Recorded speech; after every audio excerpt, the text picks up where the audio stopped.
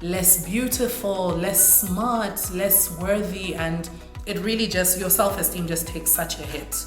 Another negative effect of bullying is substance abuse.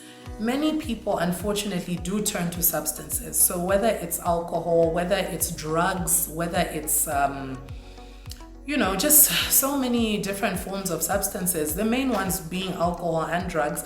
Even just an abusive relationship, that is substance abuse. Because you don't feel worthy, you find yourself accepting to be with somebody who is horrible to you, somebody who constantly belittles you, somebody who constantly makes you feel unimportant.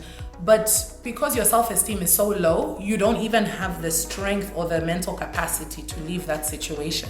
And you convince yourself to say, oh, that's a form of love. Oh no, he loves me. Oh no, she loves me.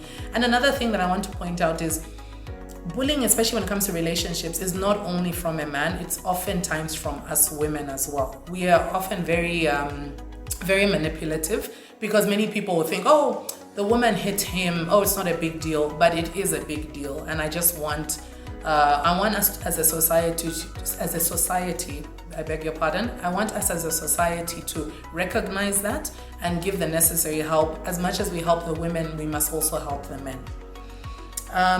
Looking for love and validation in all the wrong places and things. I think I have, exhausted that point, which is basically wrong relationship, wrong kind of crowd. Because you feel like you're an outcast, you now end up, rolling with the wrong crowd because you feel like, okay, they accept me, we're all a bunch of misfits, but that shouldn't be the case. If you know that a certain crowd, a certain company is wrong, you shouldn't have to settle in that company because of you feeling out of place in, a different place. So, and if you are a victim of bullying, help other people as well. It's so important.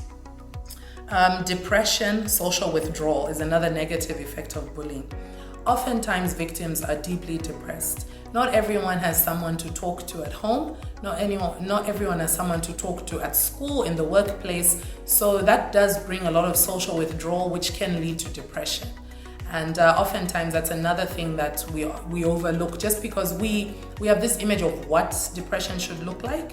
So if somebody is smiling, laughing, you think, oh no, they're fine, they're not depressed. But depression is a lot more than a sad face or tears. It's a lot more than that. So we really need to pay attention to the people around us and really speak to them. Suicidal thoughts is another negative effect of bullying. Wanting the noise to stop.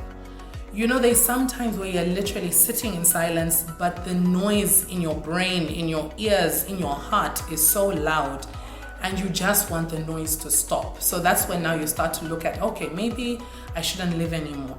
Maybe I should end my life. Maybe I should self-harm. There's people who self-harm, and by self-harm I mean, purposefully inflicting harm on yourself. So either burning yourself, cutting yourself as a form of release. Because you're so numb to everything that's going on around you, you find yourself in a situation where you are actually inflicting harm on yourself as a way of feeling, as a way of coping. So those are some of the negative effects. And like I also said earlier, oftentimes we view a bully as, a bully will be somebody from the outside. A bully will be somebody from school. A bully will be somebody from, college or whatever it may be. But oftentimes the bully is in your home. And those are the hardest types of bullying, in my opinion, to deal with. Just because even if you did talk to somebody about it, if you told somebody, oh, my dad bullies me, oh, my mom bullies me, people won't always see it as bullying. People will see it as, oh no, it's just tough love. But oftentimes that's not the case. So I just want to move on to dealing with bullying. And just to let people know that bullying does not end in school. Bullying does not end the day you graduate high school or college or whatever it may be. Bullying goes into the workplace. Bullying goes into church. Bullying goes into just every area of society. You can fall victim to bullying. So I'm going to talk a little bit about how to deal with bullying. And I am no medical expert. I am no mental health expert, but this is just from my research and just from my own experiences through talking to people and just my own personal experiences. First and foremost, you need to speak to somebody. Never fight any battle, especially a mental health battle. Never fight it in silence. Never fight it on your own. Speak to somebody. Either speak to somebody in a position of authority, speak to an older person.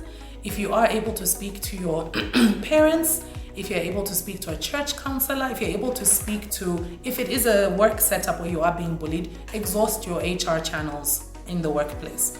Raise a grievance against the person. Speak to your HR. If you do have a guidance counselor at work, speak to a guidance counselor. Get help. Don't try to fight it on your own.